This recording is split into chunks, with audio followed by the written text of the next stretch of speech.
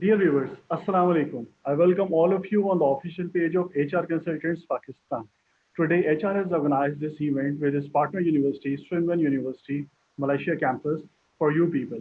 In this session, we will discuss about the university courses, university location, the fees, the scholarship available, all the questions that you people have in your mind in order to make the decision to join the Swinburne University. So I welcome you all of here and with my respected guests with us from Swinburne University, Ms. Karen Wong and Mr. Dallin Ong from Swinburne University, and my fellow colleague Noman Hamid is also coming in this session. So I welcome all of you, my guests, on this platform of HR Consultants. So Ms. Karen Wong, how are you and Dallin? How is everything? Hi, Team HR. For everyone, I'm Karen. We are doing well. I'm doing great so far. We are working from home, but we are slowly going back to campus next week. Things are going well. We are very positive, and we are very excited today to be hosted by HR to chat with everyone about what opportunities they can get at Swinburne University. Yeah, that's fine. Yes. How are you, Dylan? How is everything? I'm fine. Thank you, Umer. Thank you, Noman, for hosting this. Hello, everyone from Malaysia. We are from Swinburne, and as you can see in the back here, we are from Malaysia and Australian University. We are all in the same boat. We are working from home, but we are hoping to see our students back in the campus soon. And we miss our students from Pakistan, so we hope they will join us back soon. You don't have to worry. Yeah, students from Pakistan also very anxious to join the university. They are just waiting to be locked down, to be lifted, and all the things to be get resumed. However, we are having this session, and we will provide all the information to them with this virtual expo, you can say. So, Mr. Noman, please. Thank you, Dylan, and thank you, Karen, for giving us this information. My first question from you guys is, why the student will choose Swinburne University, Sarawak?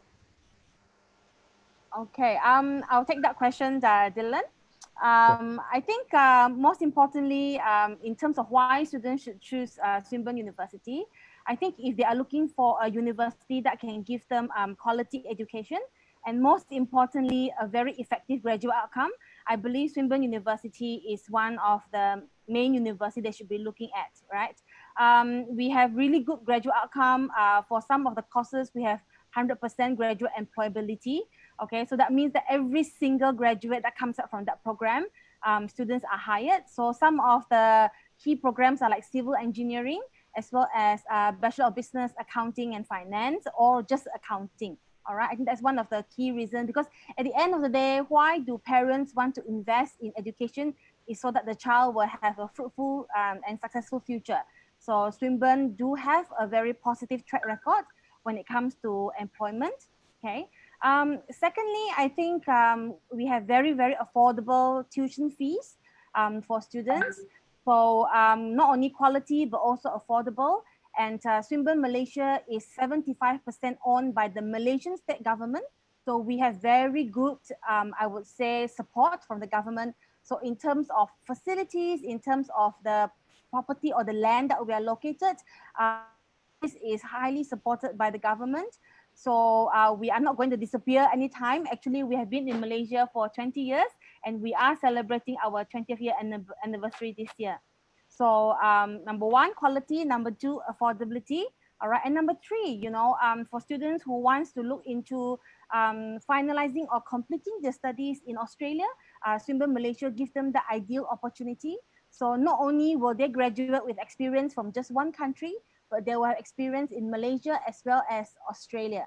So it's a very good combination. I mean, now in the economical world, Asia is a very important sector now, right? So if students can have experience in Asia and then later on have experience in Australia, I think that will give them the perfect outcome. So I think with these three key reasons, Swinburne University Malaysia have a very good package for international students, especially Pakistani students. And Malaysia being a Muslim country and friendly and multicultural, I think that is also an added value as well. Thank you, Norman. Okay, so Mr. Dallin, can you please let us know about your popular courses and your available intakes? Sure. So we have programs ranging from foundation, diploma, bachelor degrees, masters, and up to PhD. So our big intakes, for example, would be for the bachelor's programs. We have usually 2 a year in March and in September. And for foundation programs, we have up to 4 intakes a year. Our popular programs are from the faculties of engineering, science, IT, business, as well as design. So we offer the core programs identical to Swinburne from Australia, but we offer it fully in the Malaysia campus. So the student can finish these programs in Malaysia and get their Australian degree, or they can also transfer to Australia at any point. Okay. So Dylan, what is the entry requirements for the bachelor's, diploma, and master's programs? And what are the IELTS requirements for students? Okay, let's start from diploma and foundation and diploma. So we recognize and accept both the Pakistan National Syllabus and also the Cambridge syllabus, which is the two popular methods in Pakistan. So for the Pakistan syllabus, matriculation or SSC, we can accept into our foundation and diploma program. So generally, a student will need to have about 65% average in metric in order to be eligible for foundation or diploma. For for O levels, then we will look at a minimum of 5 subjects with C grades. Okay. That's for foundation and diploma. And for those who are interested in bachelor's programs, we can accept intermediate or HSC with a minimum average of 65.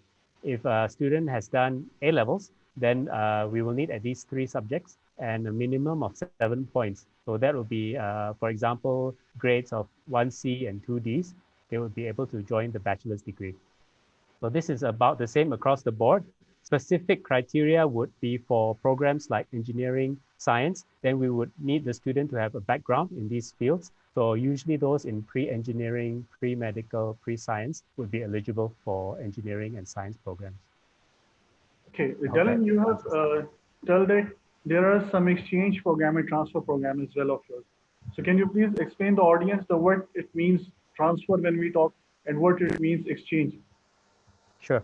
So transfer and exchange, we categorize under student mobility. So the general term mobility covers both transfer and exchange, and both of these are available at Swinburne University, Sarawak. So the first one, transfer, actually means they are shifting from one campus to another. So for example, if a student from Pakistan comes to Swinburne, Sarawak, Malaysia, for a 3-year program, for example, a Bachelor of Business, they can choose to do the whole program in Malaysia, or they can also transfer to Australia after a minimum of 1 year. So after 1 year, they can apply to transfer to finish up year 2 and year 3 in Australia, or even they can choose to do the final year in Australia. So for transfer, when they leave Malaysia and go to Australia, they will also be paying different fee. Okay, the Malaysia fee is about 1/3 of the Australian fee. So if they go to Australia, then they'll start paying the Australian fee. So that is a transfer program. The other one, exchange, means that they remain a student at the Sarawak campus and spend 1 semester in Australia. That means 6 months, usually in the 2nd or the 3rd year. So they can spend 1 semester in the Australia campus, but still continue to pay the Malaysia fee. After they exchange, then they will return to Malaysia to finish their course. So those 2 options are available in Swinburne, Sarawak. Sorry to cut you, Dylan, here. You talk about sure. exchange program in which a student can transfer 1 semester over there. So what if a student is very outstanding and interested to 1 more semester over there? So is there any possibility, or just you have an option of single semester to be exchanged in program? For exchange, the Melbourne campus currently allows our students to spend 1 semester. They can actually choose to go on exchange to another university, one of our partners, for another semester. But in Australia, it's limited to 6 months, 1 semester. One of the reasons is because we actually send a lot of students on exchange and transfer to Australia. Every semester, we are sending an average of about 50 students on exchange and also 50 for transfer, which I think is a very high number. Among all branch campuses worldwide, we might have the largest record or the highest record of students who go on exchange or transfer to the main campus. Okay, so you tell that you can transfer to Swinburne Melbourne only for a one semester, huh? Exchange for one semester. Yes, And yes, sir. you said that there are some other partners of yours as well. Yes. What about that? Okay, we currently have partners in Korea, Japan, India, Germany. So these are also universities which will accept Swinburne students, and they can spend another semester or up to 2 semesters with those partner universities. So exchange is quite a popular option. And all exchange students continue to pay the fee of the home campus. That's great. Thanks, Dylan. Thank Karen, you. my question from you. I know we know you're offering business, design, engineering, and science and computing program. So which one is the most famous program in from Swinburne University? You're asking me, right? Yes, yes. Yes, okay. um, Generally, I believe that the currently from Pakistan, let's say we focus on Pakistan, the most popular program is our engineering program, and then followed by actually our business program. However, we do see that there is an increase in interest in the IT program as well. So Yes. we see increasingly, I'm sure you have noticed that as well. So Yeah, we yeah. see increasingly a bigger interest in computing, and engineering interest is still there, especially in the area of, for example, like robotics and mechatronics or mechanical engineering. Okay, and under computing, of course, the popular programs are in the area of computer science, like software engineering, for example. And then thirdly, under the business area, we can see that the increased popularity is in the area, for example, like accounting or accounting and finance, as well as program like marketing or management as well. So we do offer a variety of programs for students to take up. And the good thing about Swinburne program is that the first year is a general year, meaning that every student will be doing the same general year. So should the student change their mind after first year to change major, it's still possible. They will not be wasting any time, or actually any semester, the semester will not be prolonged as well. So I think that is a very good and flexible program for students to take up. Yeah. Thank you. We know that you are offering robotics, but the robotics with a mechatronic as well. Is this program is useful for the students for the future environment? Yes, actually, robotics and mechatronics.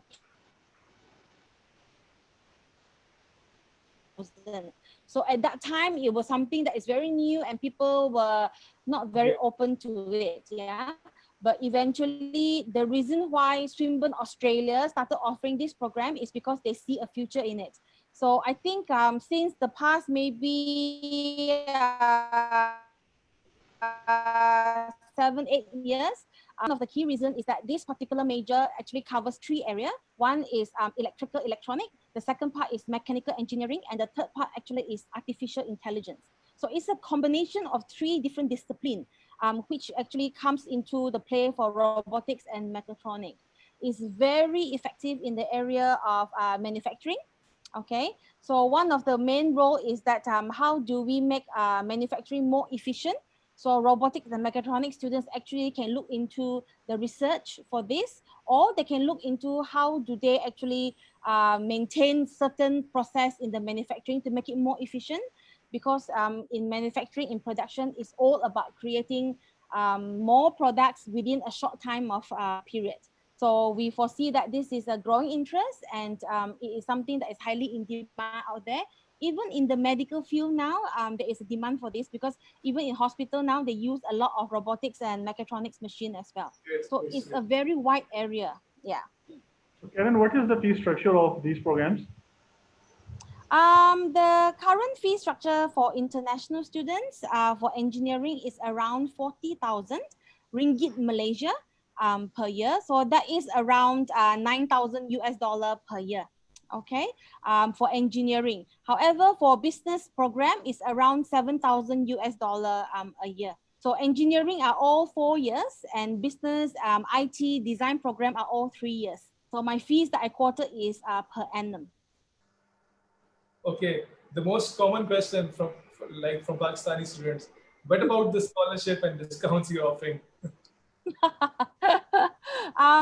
Of course, we do offer every year, we do offer different types of scholarships, as well as not only scholarship, we also give bursary. So this year, for our 20th year anniversary, we are actually launching, we have launched actually a bursary for all international students. So regardless whether you have, you know, straight A results or not, you are going to get a 5,000 ringgit bursary, okay, to be deducted from your first year tuition fee, okay? However, if you are a student with good results, okay, then you have a chance to get additional scholarship on top of the bursary. So our scholarship is up to a maximum of 10,000. So that means that a student can potentially get 15,000 deducted from their first year tuition fee. So I think considering the current situation and all that, this is actually quite a generous gift from the university. And I don't think our requirement is that high for scholarship, which Dylan can share later. Yeah, but I believe that it is something that we are working towards. So we give a bursary on top of a scholarship. Okay, fine. So this bursary or this scholarship is only available for first year fee, or it will also be given in other years as well? Okay, for the bursary, it's only special for the year 2020, okay? But for the scholarship, if the student can maintain good results in the first year, they can get another scholarship for the second year. So it can continue until they graduate, as long as they maintain the requirement of the university, the minimum What do you grades. mean by good result? What percentage is required to achieve that? We are looking at, our scores are in the form of CGPA, okay?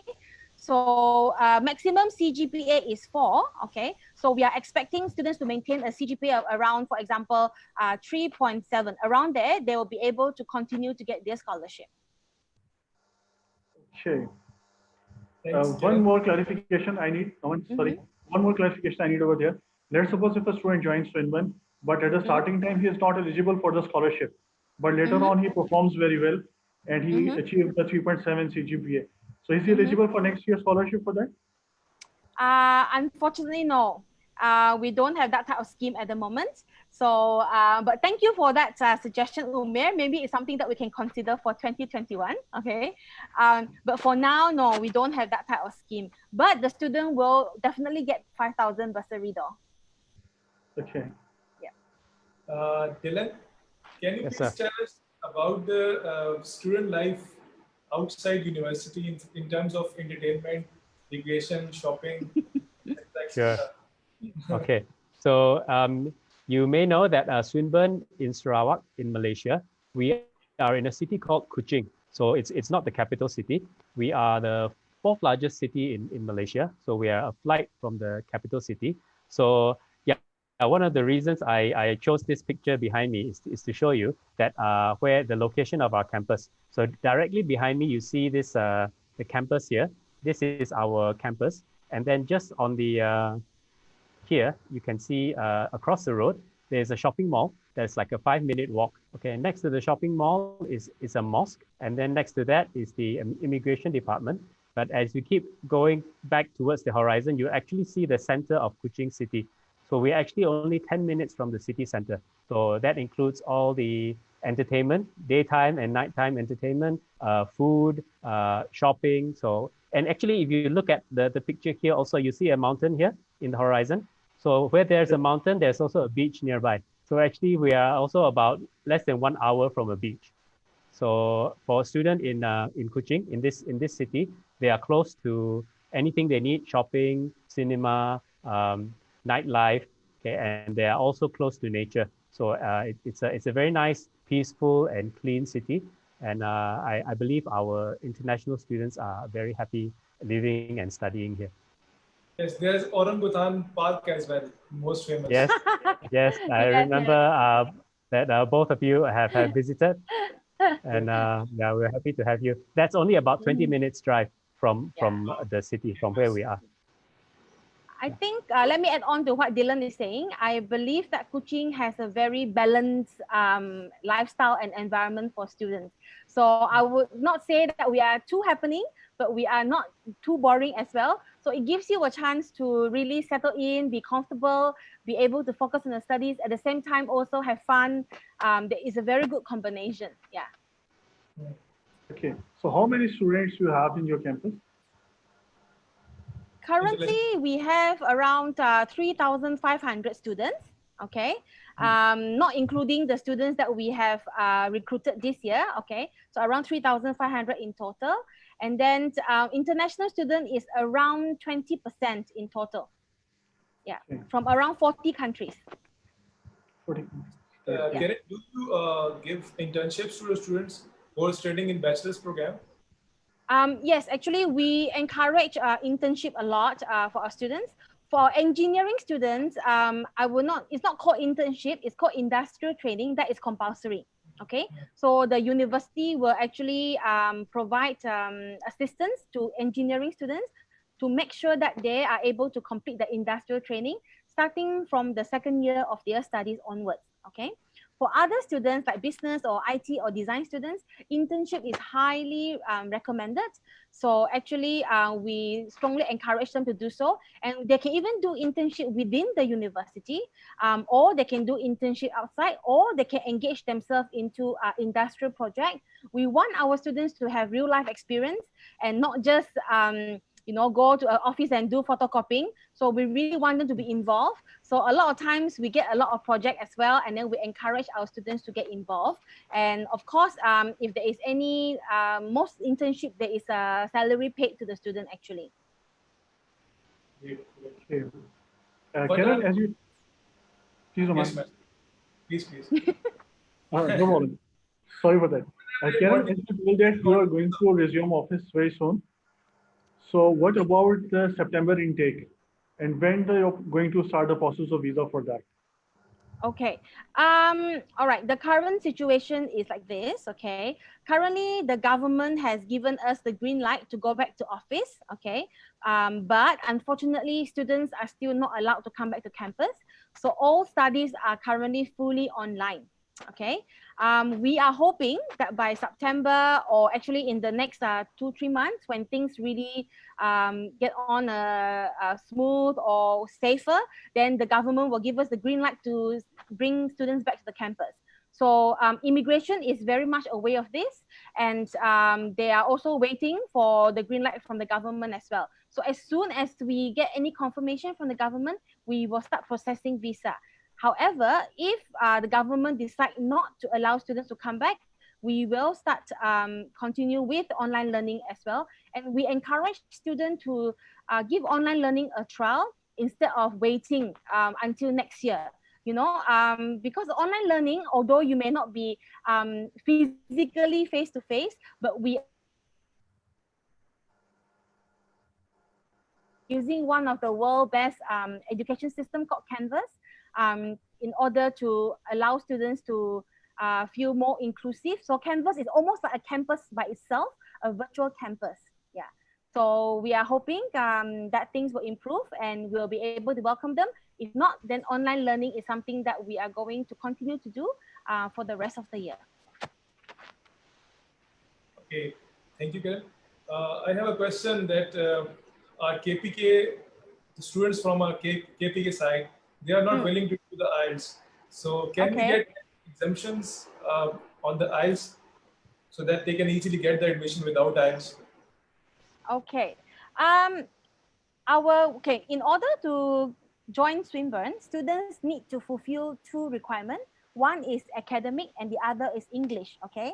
So although IELTS is one of the assessment we use, but it's not the only one, okay? I know IELTS can be expensive, all right? So what we offer is we offer students to sit for a test called Versant, whereby they can do the test at HR's office, okay? And this test is free of charge, all right? And if they are able to get the score that we want, they are exempted, they meet the English requirement and they don't have to do IELTS or TOEFL or any of those expensive exams actually. So English assessment is still necessary, but we offer you a much affordable and convenient way to do it. Yeah. Okay. So my question from Dylan, we can give the break to Karen. So Thank you, do you have on-campus accommodation as well? Because Yes, what are the we advantages of on-campus and off-campus accommodation? okay. Advantages We and have disadvantages. Okay, we have both, but I just need to mention that this year our on-campus accommodation will be undergoing a renovation in July. So that will be for at least 12 months. So it will not be available for at least 12 months from July. At the moment, students are still staying on campus. So it's actually within the university. So if you actually look at this area here, see that red roof in the back. So that is our on-campus accommodation. It's within campus. So come from July onwards, we will be offering our students off-campus options.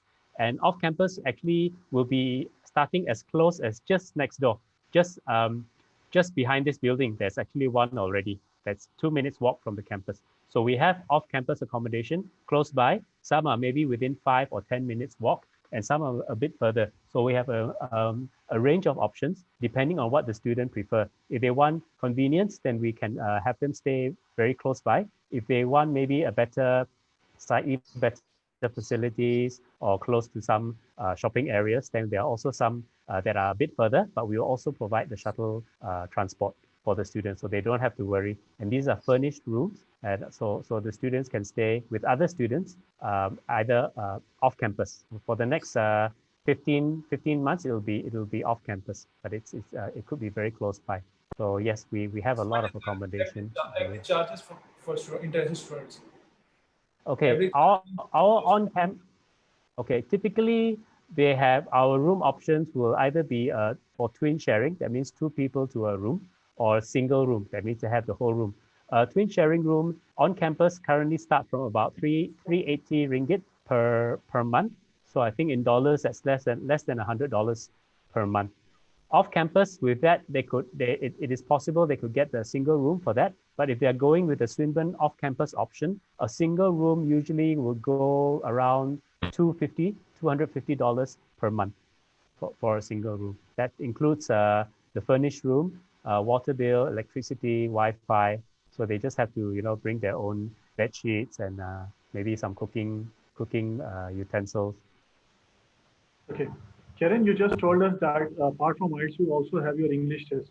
And you said that we can conduct that test in our offices as well. So during this lockdown situation, our offices are all closed. So we are working from home. Okay. So is there any possibility that the student can go for this web test from their home as well?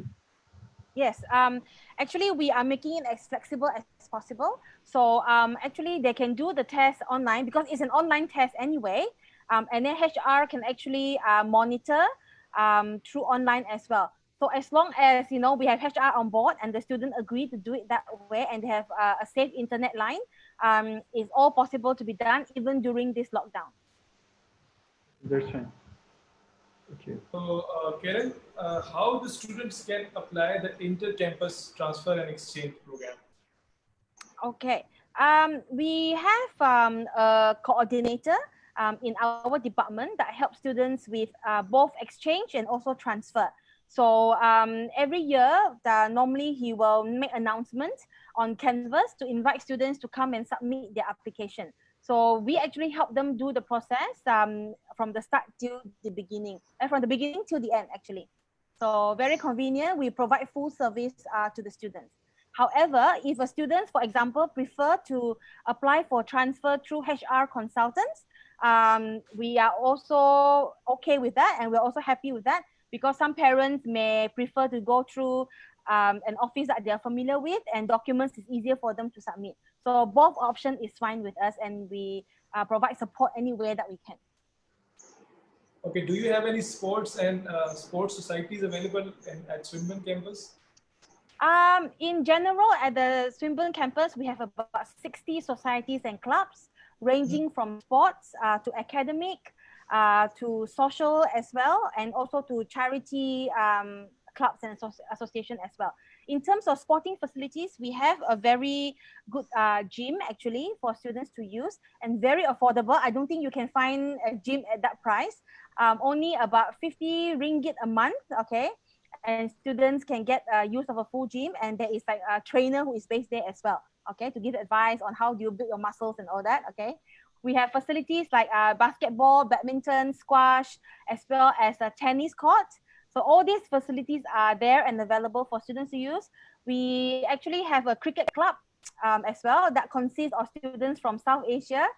And it's really nice to see them compete. So we have a field, an open field that students can use for football, for cricket, for any sort of activity as well. So we strongly encourage that. Okay, Darren, I have a question for you.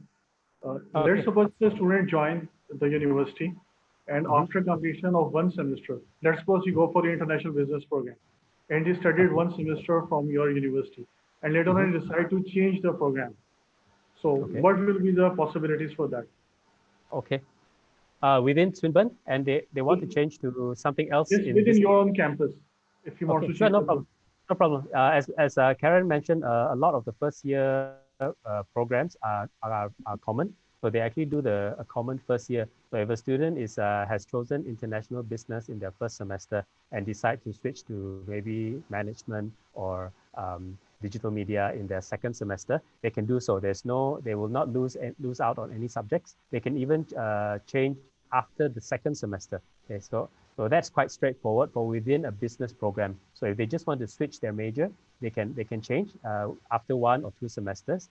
If they choose instead maybe to switch from business to IT or business to design, that is also possible, but that will be on a case-by-case basis because the faculty will need to review what they've done and provide the suitable study plan for them. But yes, basically the answer would be yes, they can switch to a program. The only time it might not be possible is if they start with a non-technical program like business, design, and then later on decide to switch to something like engineering or biotechnology. Then we will have to see if they have done, again, look at the entry criteria. If they have done math, physics, science subjects in their previous qualification. So if they've done that, then they may be able to switch their course as well. Okay. Dylan, what about the students who are willing to accept the offer letter? Do you file the visas for the next intake? Yeah, okay. Right now, the immigration, they're still not processing new visas, but as soon as we get the green light that the university can run on-campus programs, we will be processing the visa. So once a student has accepted the offer for to study on campus, we can process the visa as soon as it is possible to do so. Okay. Karen, what about your master's programs? You have coursework and research based both. Yes. So we want to know about something about your PhD programs. Okay. Currently, we have master's and PhD program. So in terms of these two areas, it comes in for master's, it's either coursework or research, and PhD, of course, is by research. Yeah. So we are open for application for all three different areas as well. So the time started from about 1.5 years up to about 4 years, depending on which program they do, they choose to do, and whether or not how soon they can complete their research as well. So when it comes to research, a student can actually spend some time in Malaysia and also some time in their home country as well. So there is a flexibility there. However, if it comes to coursework, we prefer the students to be on campus, face-to-face with us when they come. But currently, starting from May, we have started our MBA classes and we have started with online learning as well. So all this is possible as well. So unfortunately for our master's program, it must be completed in Malaysia if you start in Malaysia. So for students who wants to transfer to Australia, they will need to start their studies in Australia. So unlike the undergraduate degree, students are allowed to transfer, but for master's program, they are not able to transfer. Okay, so as you have started offering the online classes, so how many students have joined that program? Okay, we have started online for all our undergraduate program, as well as foundation and diploma program. And coming up is our master's program in May. Okay, So online is something that suddenly happened this year. Okay, so we all know that because of COVID-19. All right. We are very surprised and very happy to note that actually students are very open to online learning. The response to online learning has been very positive for Swinburne. So, and at the same time, we have been doing a lot of survey with our students currently to make sure that they are comfortable with it and to address any concern that they may have. So we address concerns from parents as well as students because with all this sudden change, it's something that everyone is taken, by surprise. So we are actually working very hard. Our lecturers are working very hard to make sure that students understand how it works, making sure they stay disciplined and continue to engage with them. So we are very positive, and the response has been positive. Feedback has been positive as well, and so far, it has been trending well for Swinburne Malaysia. That's So, great. Dylan, are there any jobs on campus available for the students? On campus, yes. For example, like the internships that Karen mentioned, we can offer our students internships on campus that they can take during the either during the semester or during their break. So if they work on campus, it's usually as an intern in a specific department. So on campus, yes, available. But off campus, that gets a bit tricky. As you know, in Malaysia, the possibility of doing part-time work as a student is quite low and very limited options. But on campus, yes, we can assist students to get some part-time work or internships. As long as the student is interested. Yes, and can work hard. Students are Yes. interested. Hopefully we have asked all the questions from Karen and Dylan. So do you have any other thing you to ask from them? Then we will end the session. I have many questions, but I think we have a limited time. Okay, most of the things have already they have asked. They have told about their courses of business, engineering, design, IT, and about the fee structure. Ken has already told about eligibility requirements, about their English IELTS and their WEFT test requirements and accommodation. Everything I think they have answered, and they answered very well and in very detail. And we are very thankful to Mr. Dalan and Ms. Karen for your time that you provided to us.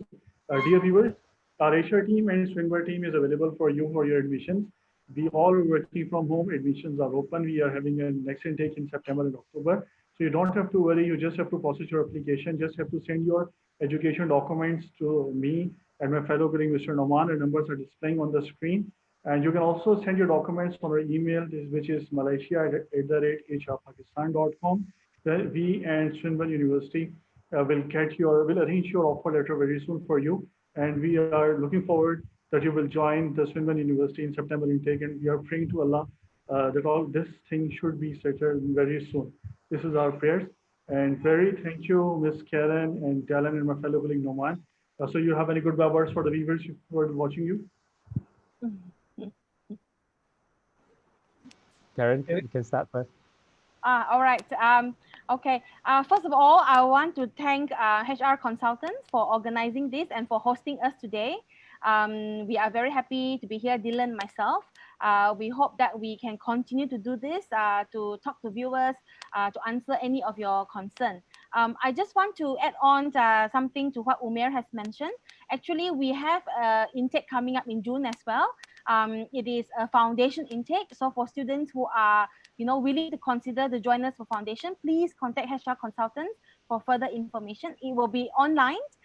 So what students can do is you start in June for online, and once the green light is given for September for students to come in to study, you can then come into Malaysia in September. So you don't waste any time, okay? Because time is of really essence at the present moment, all right? I know that this is the current situation we are all in globally. It's really difficult and tough. So I hope that everyone will continue to stay safe, stay home, okay? And we will stay connected virtually. And hopefully we will be able to see, some of you in Malaysia very soon in the near future. Thank you very much. Thank you. Thank you.